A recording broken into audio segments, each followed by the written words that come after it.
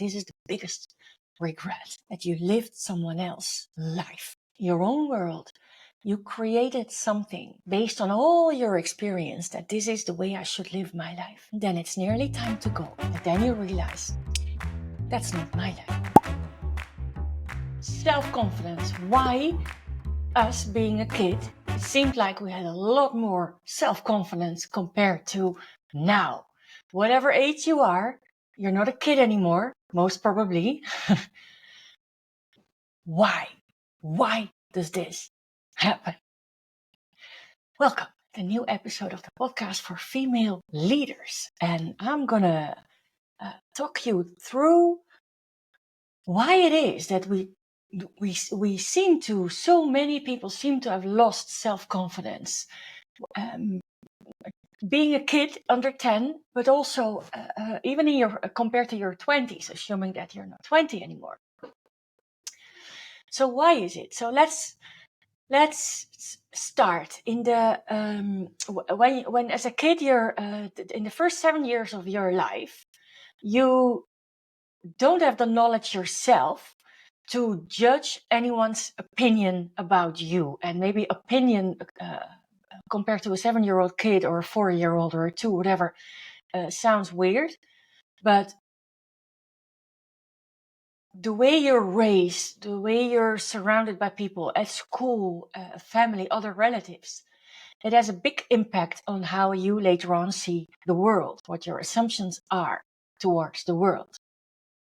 And you don't have enough knowledge to question whatever anybody tells you, whatever anyone says to you. How if you're raised by parents that see the world in a specific way, then could well be that you look that way the same.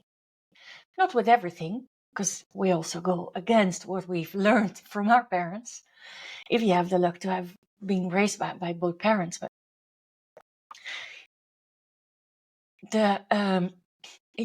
we take it for true because we don't have enough experience, we don't have enough knowledge to judge those things that we learn. That's what happens in the first 7 years. Every time you as a person, as a kid, but also later on when you grow up, every time you receive some kind of a disapproval, the way somebody looks at you, the way maybe something happened and somebody told you very clear about a judgment about you. I had this lady in the mini training, and 35 years ago, she was told by a colleague that she was too stupid to go anywhere in her life, in her career. And 35 years later, she still carries it with her. And my belief is, and that I've learned that from NLP as well, that those things, all the assumptions that we have, everything that we've built in our life, mostly unconsciously, of course, that's the way how we perceive the world. But everything we've learned, it's also possible to learn something new instead.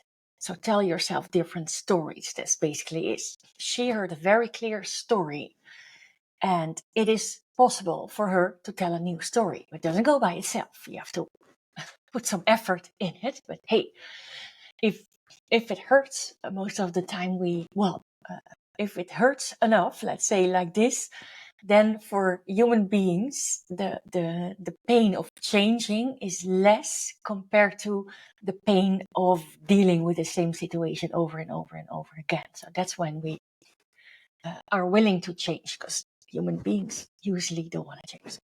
Anyway, every time, and this is a clear, this example of this lady is a clear situation of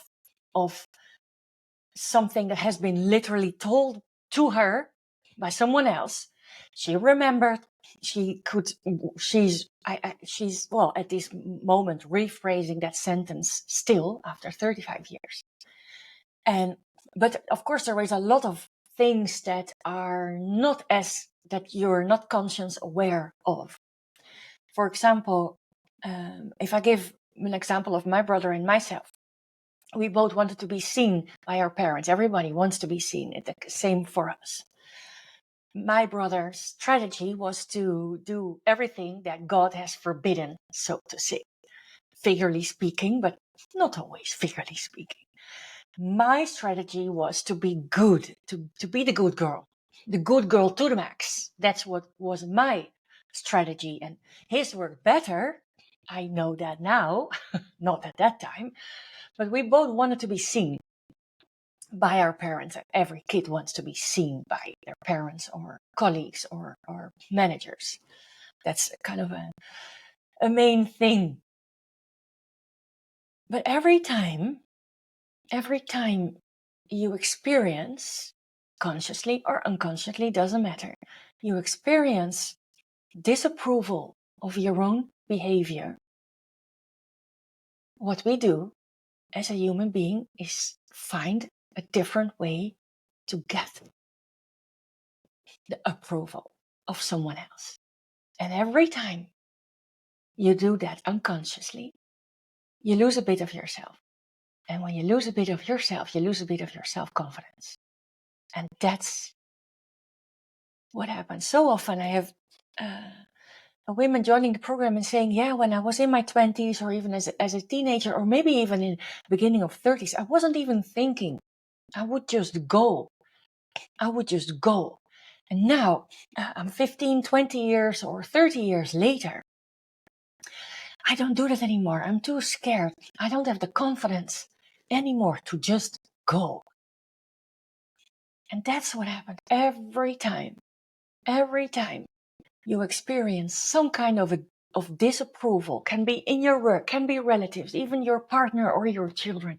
Every time, as human beings, that we receive disapproval about something, we, most of the time, adjust to get someone else approval.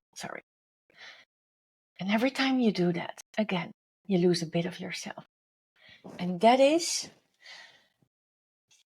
related to, I mention her book more often, and I'll probably do it more often again. Bronnie Ware is a nurse from New Zealand. She wrote a book about the top 5 regrets of the dying.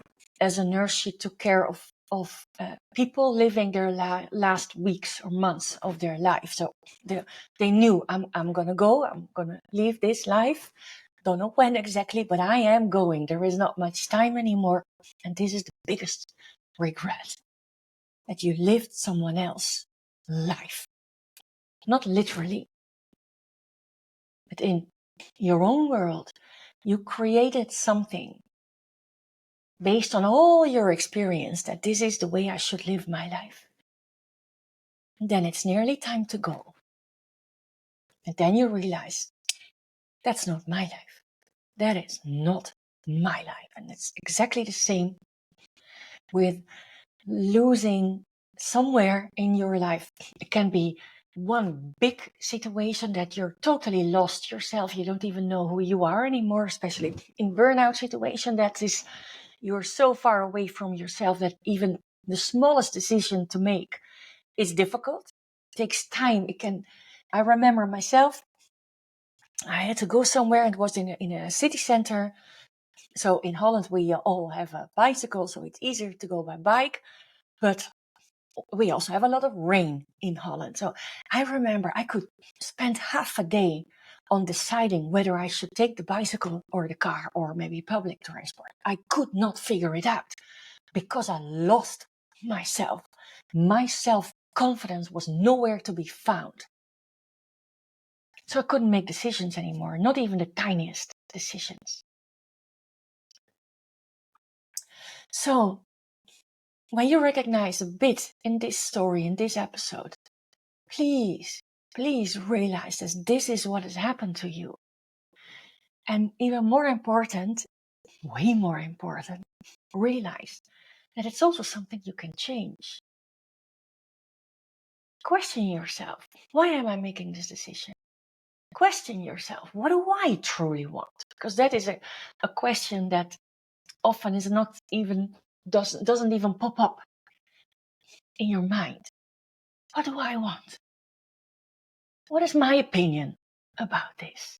You don't even have to take action, but just question. Question your regular way of thinking, question your normal way of acting, responding to situations. You don't have to change it in the moment. Just question. Afterwards, that's fine. Or upfront, also fine. That's it.